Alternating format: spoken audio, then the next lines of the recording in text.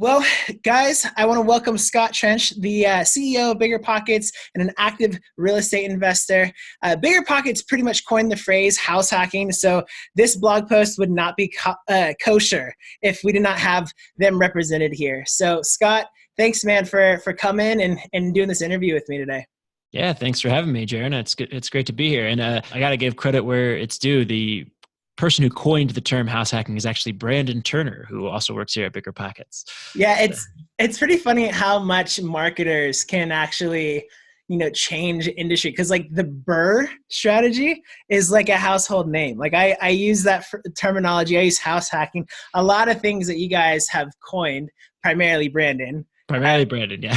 Primarily Brandon has become household names. It's interesting how you guys been able to create culture. So, man, tell us about who you are, how you got started, and obviously your whole experience in house hacking. Yeah, awesome. So the goal of this is to talk about the house hacking tactic in particular, right? Yep.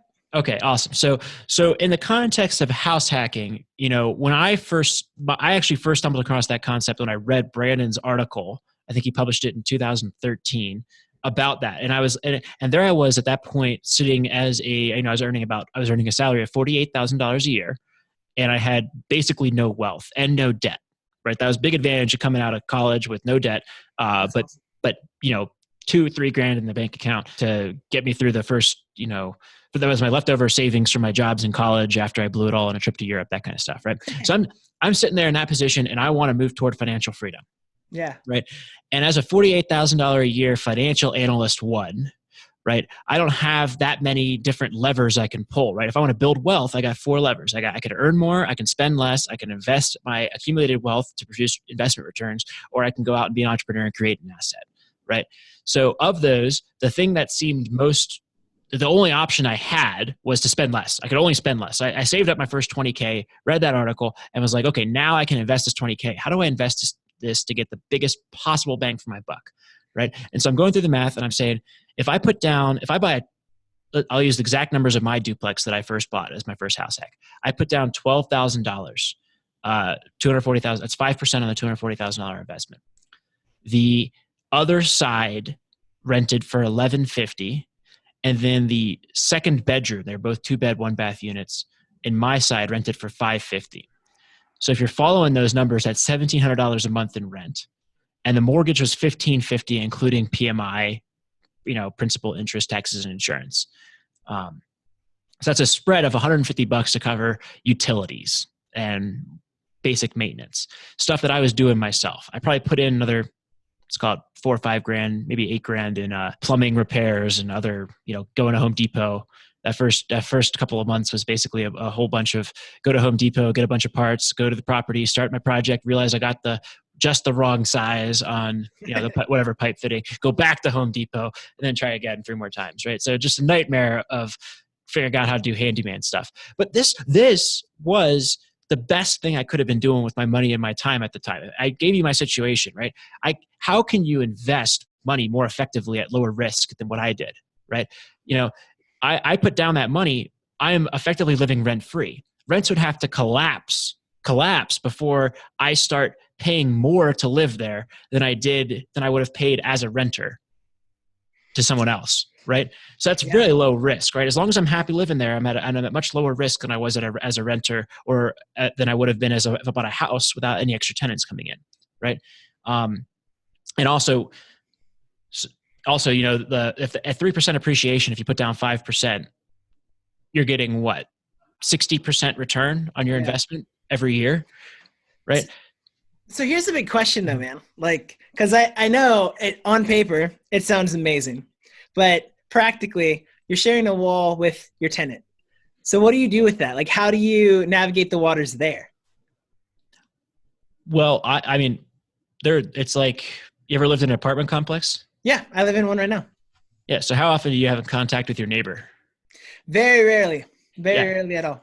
So, I mean, maybe I'll see the tenant when I'm coming in or going home. Maybe they have a problem once every 3 months, and I'll go and take a look after work. But honestly, like, I think I can probably count. I probably had less than 10 to 20 interactions with my tenants per year. Wow. Just as neighbors. for the most part, Did right? you have to coach them or frame them that way? Like, did you tell them that you're not did you say like you're the property manager, not the owner? Or, because the biggest fear is, right? Like you hire, or if you rent out a property to a tenant and they're knocking on your door because their sink is leaking at 3 o'clock in the morning, like little petty stuff like that. How do you get a lot of like personal boundary in place when you're living right next door to people who like kind of legally can call you if something's going wrong? Well, look, if the toilet explodes and is leaking all over the place at 3 o'clock in the morning, I want to know, because that's going to come through the wall and affect my unit, right? Right. That never happened, right? So the answer is that simply never happened, right? If it did happen and it was a true emergency, I would have dealt with it just like I would have dealt with it if I had investing in a rental property somewhere else, Right. That you have to deal with at 3 o'clock in the morning. I've never had that happen, and hopefully won't have that happen. Right. Every landlord will have that happen, but hopefully it won't be a major part of my life, right? It will be an occurrence that I can count on one hand, right? Yeah. But it's just, I think that people have this fear about house hacking where they're gotta live next to this like crappy tenant who's a huge pain in their rear the whole time. But I mean, like, your odds of having a bad neighbor are way higher in an apartment complex where you don't control who you select as your neighbor than in a house hack. Like, I wasn't going to pick somebody I thought was going to cause me a ton of problems and be a pain in the rear to live in. And look, if they did, I would have asked them to leave, which is my right. So I think that is pretty overblown. And if you're afraid of that, simply go month to month with a tenant, and then you can have more control. Simply not renew the release. It's not an eviction. Hey, when this month comes up, I'm not going to renew your lease. Please move out. So were you able to find a house where the numbers worked for you to live virtually mortgage free, straight off the MLS, working with a licensed agent? Or did you do like a direct mail campaign? How did you actually find the place that you lived in when you first got started? So I actually found my agent on BiggerPockets. I posted this before I ever worked here. I posted, "Hey, I'm a newbie. I'm looking to house hack. Look at me go!" Which by the way, everyone should do. I'm making fun of myself, but that's what everyone should do, because that's how you introduce yourself to the community and start getting connections. And someone followed up a few months later and suggested this property. And the great thing about this property was it was a home path property, so it was not in perfect condition, which meant that.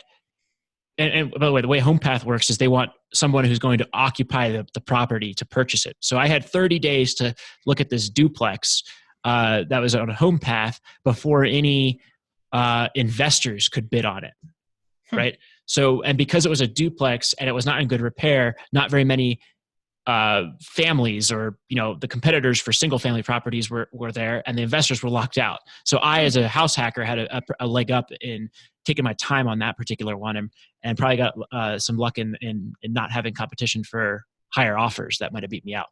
That's how I got the first one.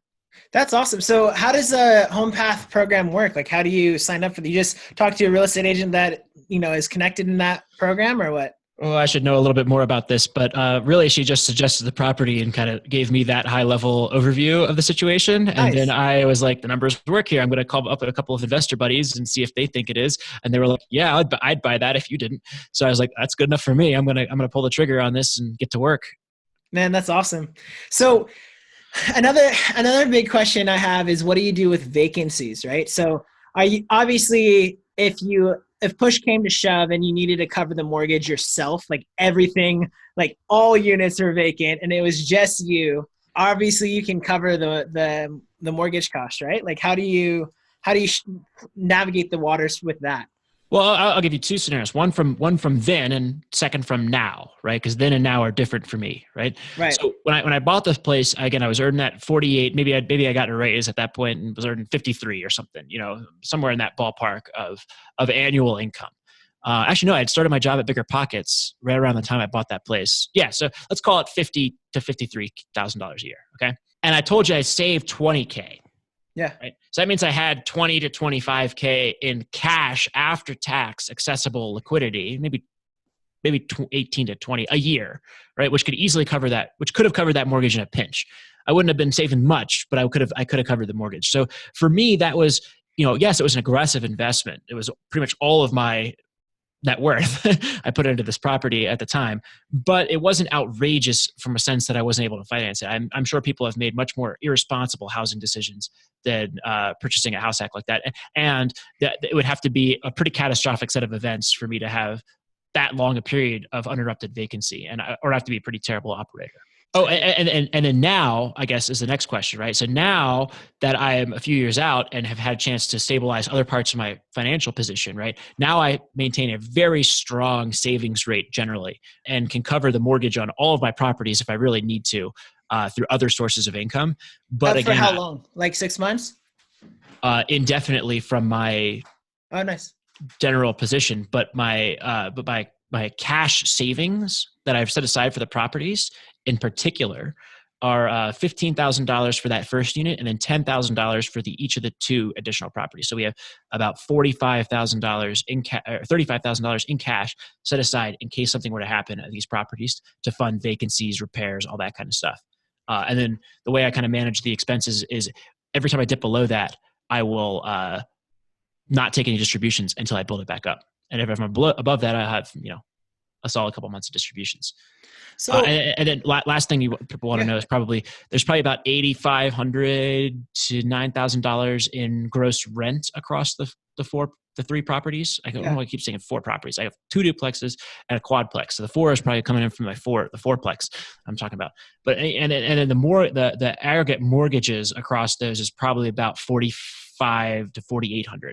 I gotta check it, but so that's a nice hefty little cushion there for me that can account for some of that capex and vacancy and all that kind of stuff.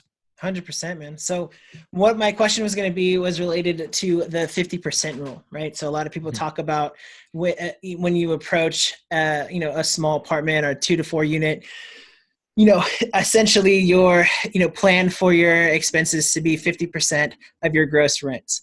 Have you found that to be true? What's your approach? Because I actually had another interview with Lucas Hall, who had an alternative to the 50% rule that I thought was really nifty, in that he actually just saved 6 months worth of the gross rents per property and then kept that nest egg per property. And that's how he offset it. And then after 6 months of savings, once he hit that number, he was taking all of the cash flow home. So what's your approach? Do you think 50% is extreme? How do you navigate that? But by the way, I love Lucas, and while I work here at BiggerPockets, he is a much more seasoned real estate investor than me. So I'm sure he's got some great ways to go about that. And I think that's a great approach. As far as my opinion on the 50% rule, I think it is total nonsense. That's literally like completely fabricated and has no basis in reality. Maybe in low end markets in the Midwest, you take. Let's use my duplex that I just described, that first house hack. You take that thing and you transplant it from Denver, Colorado, and you stick it in the middle of Indianapolis or Memphis or Jacksonville, Florida, right? And suddenly it goes from being worth, let's call it $300,000 now to $80,000, right? Suddenly the rents go from $1,400 a side or $1,500 a side to $600 a side, right? So let's call it $800 a side. For easy math here, right? So just because that property is sitting here in Denver does not mean that my refrigerator costs more or the shingles on the roof cost more, right? You can argue that labor is more expensive because it is here to get a contractor in, but it's simply not that much more expensive for materials here in Denver to kind of do basic maintenance and operations, right? On the 2 components of the capex is not going to change because it's here in Denver versus Memphis. Maybe it will to a certain degree, but certainly not. It's not going to double the capex, right? Just because the expenses are just not a function of your rents, not at all. And this compounds even more if you go to a market like San Francisco, right? Where just because I take my duplex that's worth $300K here in Denver and put it in the financial district of San Francisco, now it's worth $2 million. Does not mean that my capex and it rents for $7,000 a month each side does not mean that my capex is now $3,500. It's ridiculous. It's ridiculous. Right. So the 2 expenses that do scale with rent growth, by definition, are going to be property management and vacancy, right? So in a hot market like Denver, where there's there's less housing, because there's more demand than supply, you tend to have lower vacancy. Right? I still budget a conservative vacancy number and suggest other people do as well. The next question is property management. If I stick my duplex in a place where it's going to rent for $800 a side, right, I'm going to get a very different type of tenant than the current tenants who pay $1,400 a month, right?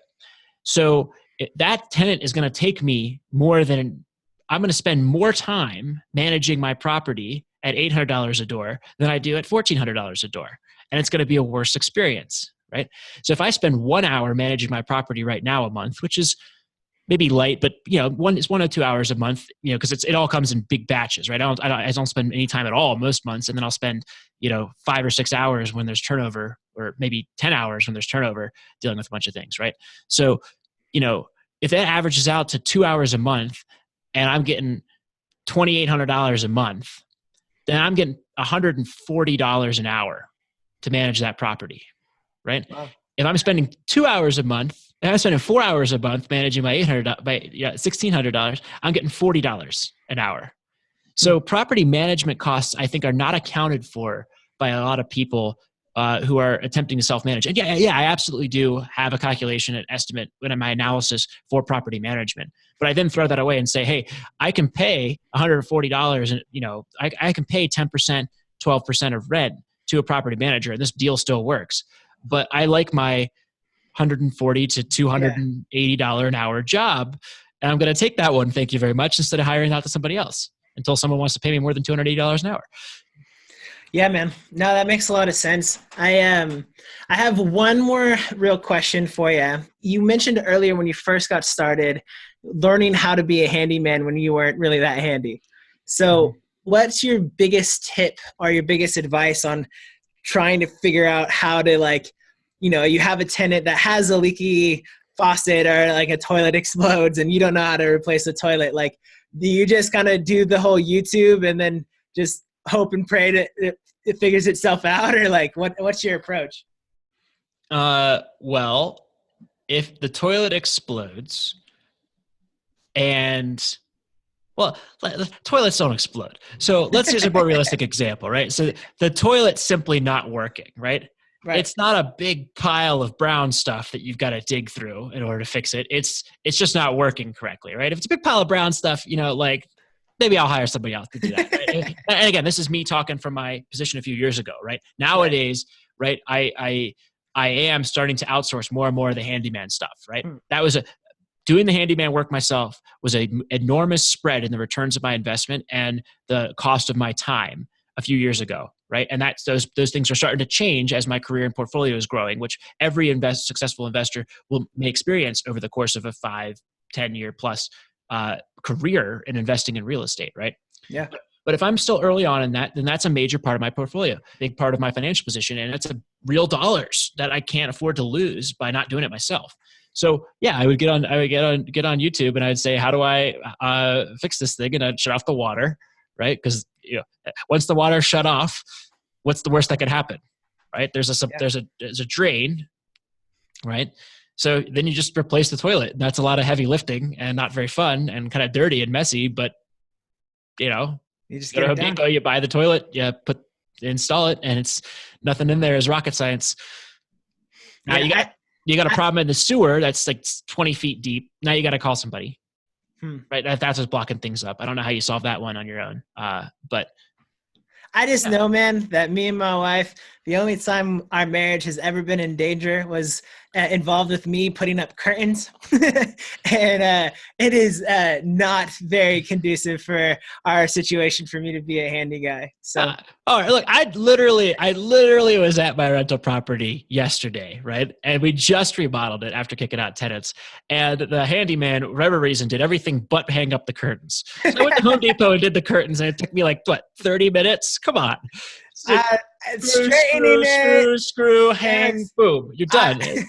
I've become a very evil person when it comes to curtains, man. I just got to be honest. Oh, come on. That's yeah, curtains and blinds, they make it so easy these days. So yeah, maybe it was a few years ago, so maybe that's what it is. I got some new technology or something.